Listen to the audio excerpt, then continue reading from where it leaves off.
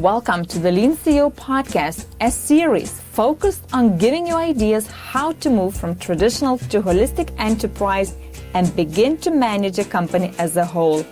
Join us as we learn insights and lessons straight from the audio and today's most impact-oriented holistic enterprise leaders.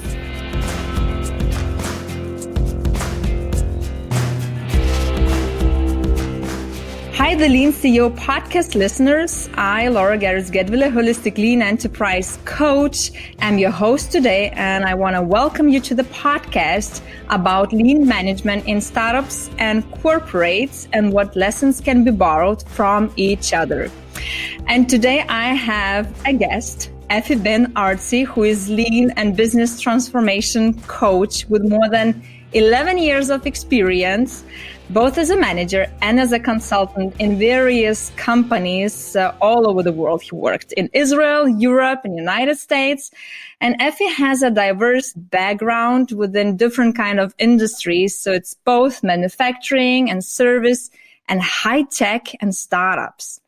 And among others, Effie is as well an advisor in Google for startups, working with fintech, gaming, and service startups. So hi, Effie. Hi, Laura. I'm really happy for this opportunity to have this podcast with you. Well, me too. It's going to be an exciting experience for me, an intellectual experience as well. Wonderful. I'm so glad that we met on LinkedIn just by commenting on each other's posts. So it sort of clicked. So I thought I need to get in touch with you and get to know you better to provide this podcast for our listeners. Yeah, I hope they will find value in that. I sure they will. So the first question which I have, it is, how do you define a startup and a corporate business? What kind of characteristics they have? I think I prefer Eric Ries, the author of Lean Startup, famous book definition, although there are many definitions. And he defined startup as a human institution designed to create a new product or service under conditions of extreme uncertainty. I'll tell you why I like this definition, because it doesn't say anything about the type of the industry or the company size. Anybody that creates any product, develop any product or service in extreme uncertainty is an entrepreneur. So I think that's what defines them and separate them from corporates, the startup. Although having said that, also corporates are really operating in times of disruption and crises, financial crises nowadays. So they really should learn from startups and from each other. And I also like this definition because the word institution, and that's regarding the startups, because institutions suggest that also startups have processes and organizational structure and bureaucracy that corporates have.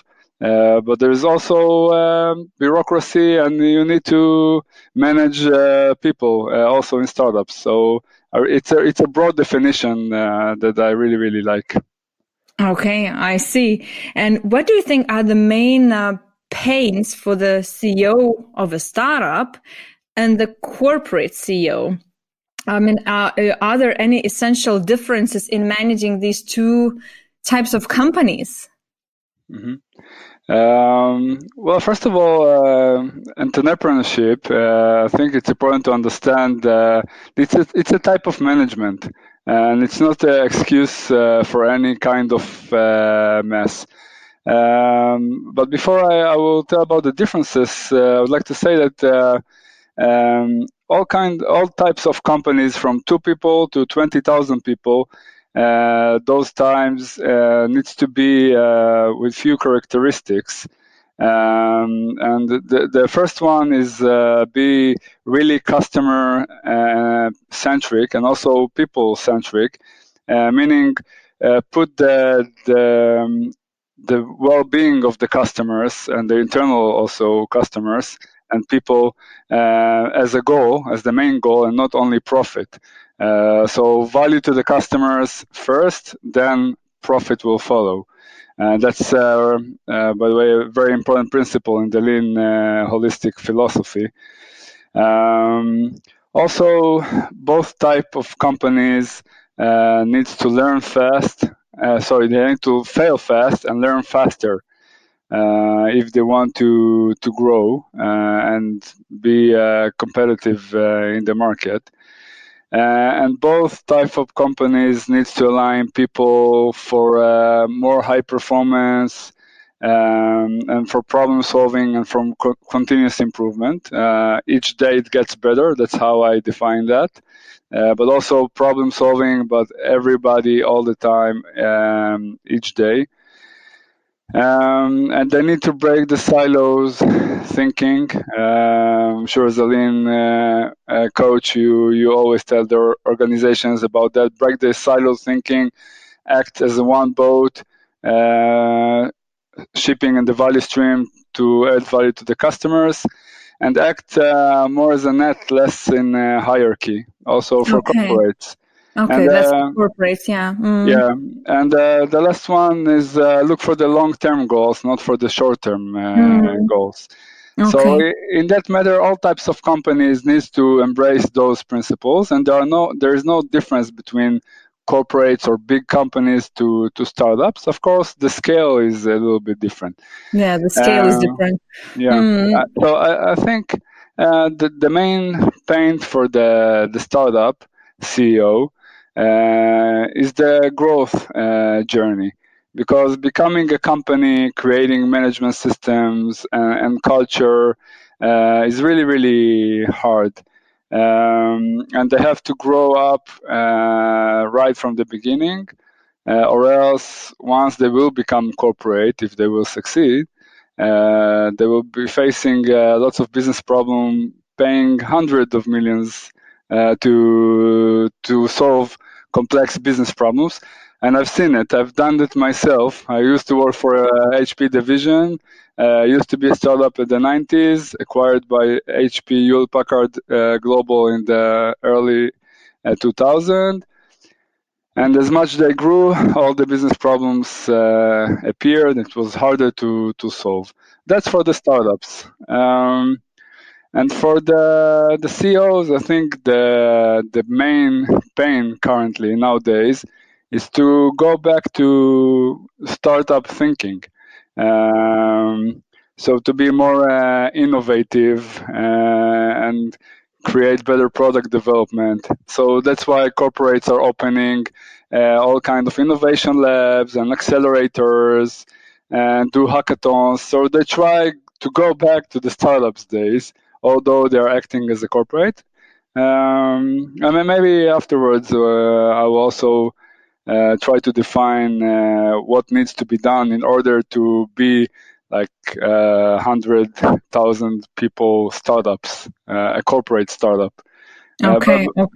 Yeah. Interesting. And when you are talking about the growth, that's the essential pain of the startups, a paradox is apparently happening, and which I call the growth paradox.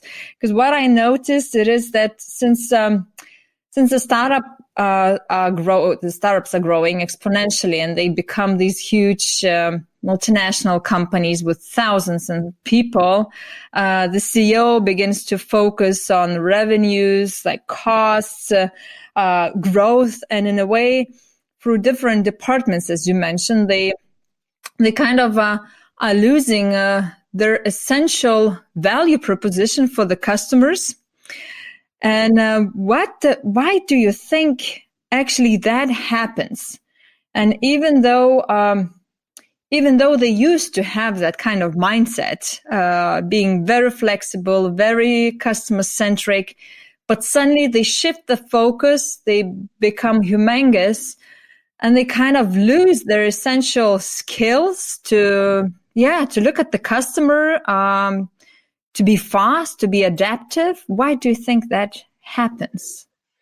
Well, it's interesting that you asked this question. It was only yesterday, Zev Siegel, the co-founder of Starbucks, was here in Warsaw in the Insider Trans Festival. So I was listening to what he had to say. And I've Starbucks, for example. Okay, I've been studying that company, business transformation, for several years. And that's example of the growth paradox. So if I take Starbucks, for example, they grew up to be 20,000 coffee shops around the world. Okay, and they almost got to bankruptcy after the big crisis in 2008 because they lost their customer experience. Because the founders meant Starbucks. Oh, they started as selling actually tea and spices and coffee beans, okay, but they transformed to coffee shops, baristas serving espresso to the customer and provide more than coffee. Okay, it started when Harvard Schultz, the legendary CEO, was visiting in Italy actually. So they had a really defined customer experience, okay? But when they grew to 20,000 coffee shops, okay, they lost the touch with the customers. And that's what happens when you try to grow too fast. You need to grow right, in the right way. And to make sure your business purpose is always aligned to the operations and the product development. You need to make sure you keep perfecting the customer's journey, as by the way, lean hospitals really like to do. And you need to develop the people skills and people capabilities to do the work in the right way and to provide the value to the customers. And you need to create culture. And you need to do all kinds of processes that will, as much as you grow, they will keep you provide this value to the customers. But if you grow too fast, you're losing those basic elements. Okay. Would you? Sorry, I'll just interrupt you. Would you think that one of the assuming causes could be that we, as the startups of the exponential growing companies, I mean, if we are, let's say, imagine that we are the CEOs of the startups who are growing exponentially, we make the decision to grow not naturally, but by pulling like lots and lots of investments. Do you think that can be one of the cause rather than a natural growth? It depends. Sometimes the startups cannot monetize themselves because the product is not profitable enough. So they sometimes need to change the business model, but sometimes they do need investments from business angels or VCs to support the growth, to hire salespeople, to hire project managers. Sometimes it's necessary, but I don't think it's the main reason. I think it's because of the lack of connection between the business purpose, okay, the product development, and the daily operations. For example, if I'm a startup, I'm trying to I have investment application, and I need to grow in the Polish market. I also want to grow in the US market, okay? But I'm seizing any opportunity that I have to gain customers. Okay, it doesn't work like that. First of all, you need to very identify the customer segments you want to address, because if you address millennials, or you address 50 plus people, the product will look totally different. And you need to align this business purpose, okay, the customer segments and the business purpose. If I want to be the best investment tool, or I want to be customer well-being, or I want to be the best gaming company in Europe, it's a specific business purpose, and I need to align the product development and to develop the features that will serve this value that I want to achieve to my business purpose. And I also need to develop the daily operations. Okay. I think that's the main reason. They go all around. They try to So do in a way, start always with aligning business purpose with the customer purpose, and then make sure that it gets cascaded down throughout exactly. the And they need organization. and they need a proper strategy deployment. So then Yeah. everybody will do what align to the business purpose and the customer value. I Okay. think that's the main reason. Not running like crazy all over the place. I see. Interesting. The other thing which I wanted to share with you, it is the difference is how the startups and the CEOs of the corporate companies are defining or working with problem-solving PDSA cycle. Because what I noticed that startups, they kind of use it intuitively without even probably understanding what is PDSA. However, CEOs, they quite often mention to me that, Laura, we are doing business here. We don't have time for making experiments. We just need to do, and make sure that we reach the result. Have you noticed any kind of difference, and what is your experience about it? First of all, I want to say that PDSA or PDCA, some people call it still thinking, is the key for everything. And I really hope that our listeners will also provide us with the feedback loops that we are looking for. And we want to see if that experiments that we are doing with our podcast is adding value. By the way, everything is PDSA for me. Also presentations and podcasts and everything. But I will leave that aside. Imagine that a manager in a corporate, will come to his boss and tell him, "Dear boss, this quarter I didn't achieve my goals. The profit line bottom line as you expected was not that great. We achieved only part of the goals. But I really learned about my customers' needs, and I have brilliant ideas how to improve our products." Imagine a I can manager already see his face. his days in the corporate will be over soon, and I think that's an attitude, a mindset that needs to be changed. And I think that the source of the problem is focusing again on the profit, not on the value. And that's a problem corporates are facing. Also, it's really easy to run to solutions and not experimenting with countermeasures, which is not a permanent solution. Set of countermeasures when it's a corporate, when the hand on the trigger of the money is really, really easy. I've done it myself as a manager in the past. I thought that I knew Lean, although Lean is a life journey and life learning journey. I thought I knew Lean, and I did some problem solving, and I actually spent few thousands or even 10,000s of shekels or dollars to solve problems that the wrong problems or problems that not even existed.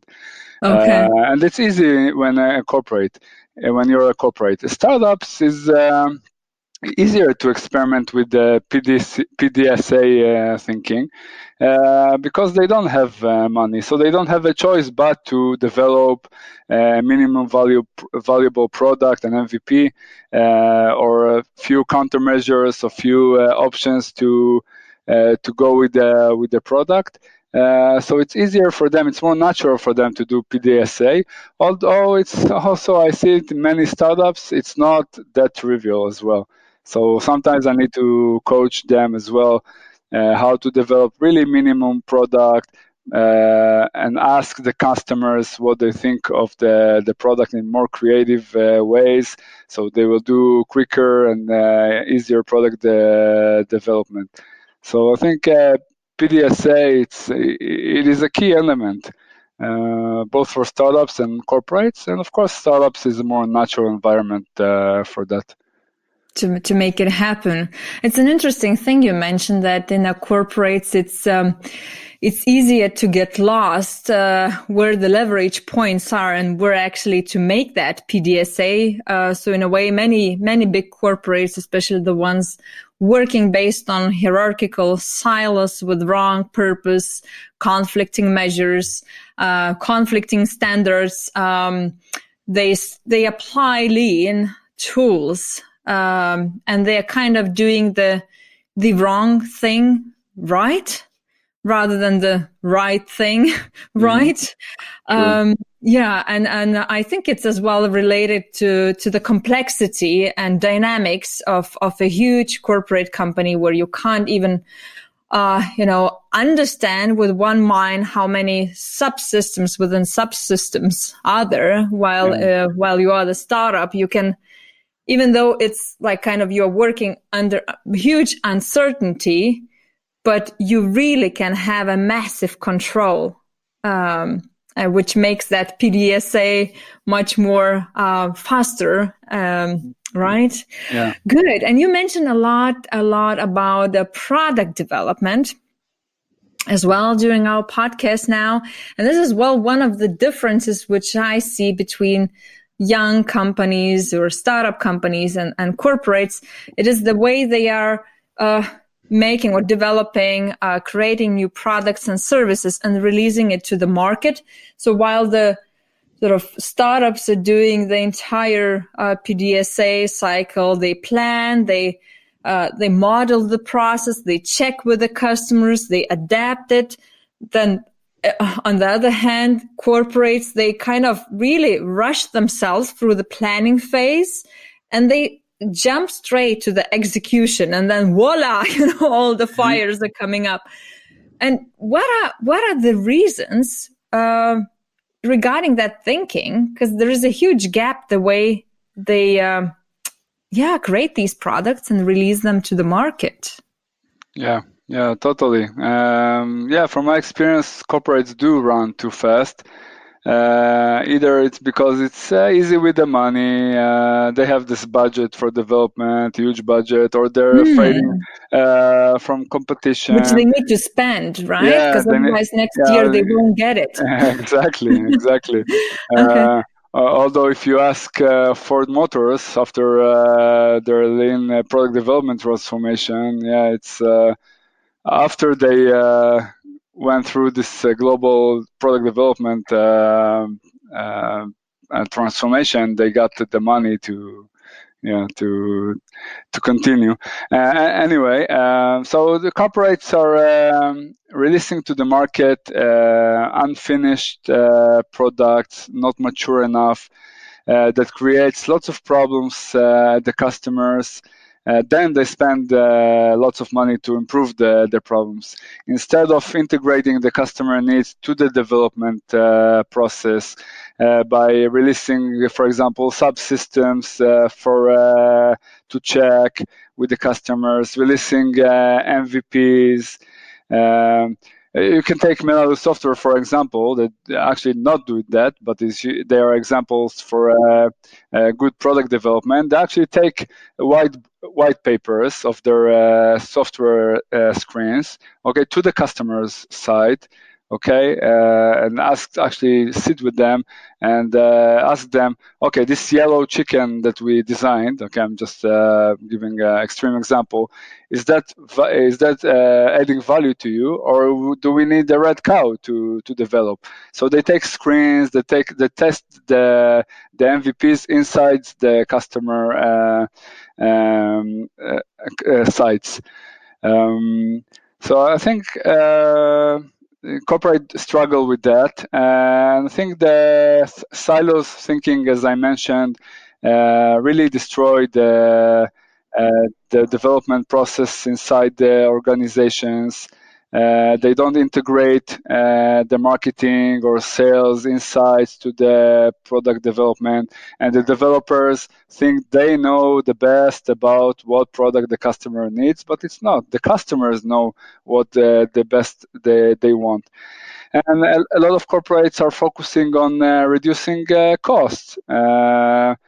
I can give you an example. I won't mention what machine and what the name of the company, but the procurement, okay, replaced a tube, okay, a metal tube inside the machine, okay, with a plastic, really low cost tube, okay, and it created a global 4,000 customers around the world um, problem, leakage of fluids. Okay, and the way they developed the product was creating a huge problem in the on customers' side. And some corporates that I've seen, they are skipping all kind of testing and just release the product to the market and then pay a lot of money to absorb the problems and improve. Some corporates don't have the concepts of MVPs. Sometimes, again, they just don't understand what the customer needs, so they develop product that customer don't need, which is the worst nightmare. The first nightmare of product development is to create non-quality products. That happens a lot, but the worst nightmare is to develop a product that the customer don't really need, and it happens. By the way, sometimes it happens also in startups. And they also develop product not aligning the service and manufacturing. So they develop a product that it's hard to manufacture or it's hard to service. And they don't listen to and that's I think the worst thing. They don't listen to the value creators, meaning the people who do the customer service. They don't listen to the people who manufacture the product if it's a tangible product. So they also need to capture those insights. And I have amazing examples of people that for the first time after their 30 years of work, the CEO, after practicing some lean behaviors, actually went and asked what they thought. Okay, and the amount of things that we learned about the product was amazing and about the customer.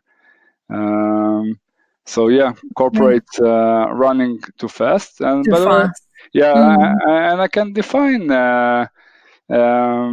if you want some ways that the companies and corporates can deal how to create a startup within a corporate and not running with the product development. So I think that the first principle is to create a landmark projects. So actually to isolate this innovation and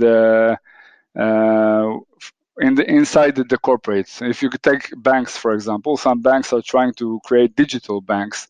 So they actually separate the team from the others inside the corporate, creating kind of a pilot or a lab. And they try to communicate with each other inside the team with no mails, with no silos, just really net, not hierarchy organization. I think it's important for the product development and innovation in corporates also to develop diversity, not in the sense of women or men, but different people from different disciplines,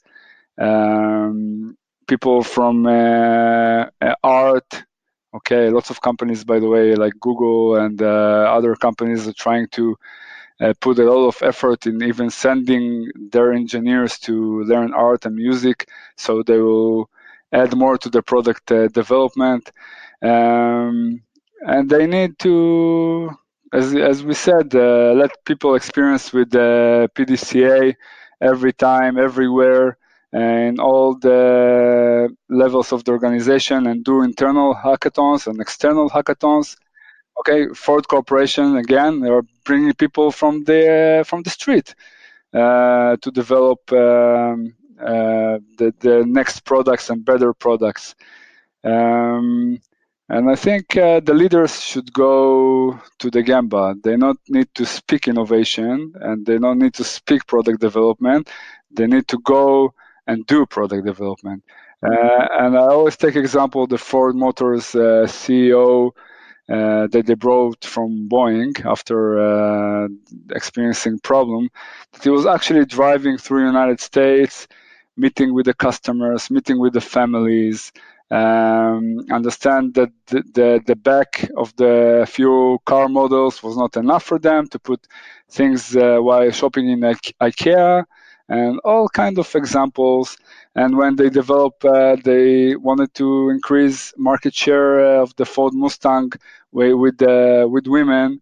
And it sounds strange. Why would women want Ford Mustang? It's considered to be a man car, but actually many women did want, and they defined the type of car that they want as they said, we like bad guys, not assholes. So, Okay. It's a true story. And then Ford Motors took this concept and say, okay, we are going to develop Ford Mustang, a bad guy Ford Mustang for the ladies. And it's different regarding the decoration and all kind of features for women. So the leaders from the top to the bottom needs to go to the Gemba, learn, ask the customers, test with customers, experience with customers, and also internally with the people who develop, with the people who manufacture, etc., etc. I see. That's a good sentences you place here. And what I'm trying now to think through what could be the summarize of this podcast. It is, so if I am the CEO of the corporate company, I would probably borrow three things. So one of the things is that the business purpose needs to be the same as our customer purpose, and profit only is a result of our strategy execution towards the customer purpose. Then the second thing is that I need to have a mindset of a new beginner always, because then it keeps me curious very much for learning, for not making decisions based on previous experiences and based on statistics. So go out, talk with customers, be a product developer, align different kind of departments. And the third is basically conduct PDSAs and accept the fact that by only doing experiments we can learn and we can have the discipline which will lead us to the result which we desire. So thank you very much, Effie, for this. If you might add, I would say also one sentence for the startups for summary. After working with various industries, startups, first of all, start acting as companies. Okay, do management systems, strategy deployment, OKRs, manage people, performance management, etc. That's for the startups. If you want to grow, start practicing how is it going to be a company. That's for the startups. And for the corporates, don't speak innovation. Okay, do innovation. Go to the Gamba, go to the customers, go to your people, and learn about the actual value and the actual work, and try to lead innovation as well. Wonderful, Effie. And for the listeners, I just want to invite you to connect to Effie and me, Laura, on LinkedIn. You can find us both there. And if you will need any kind of guidance or mentoring, we can both provide that for you. And for your information, Effie right now is living in Warsaw. So if some people from the Baltics are listening, startups who want to get a mentor, so please connect to him and say hello. So thank you very much, Effie. Thank you very much, Laura, for your time. Looking forward to continue the professional debates with you. And we can do that. You're amazing leader. Thank you. Good. And we are looking for your as well feedback, guys. So please send it to us. We would love to have it. Yeah, this podcast is an MVP. Please say what is wrong with this podcast so we know how to improve for the next time. Brilliant. Thank you.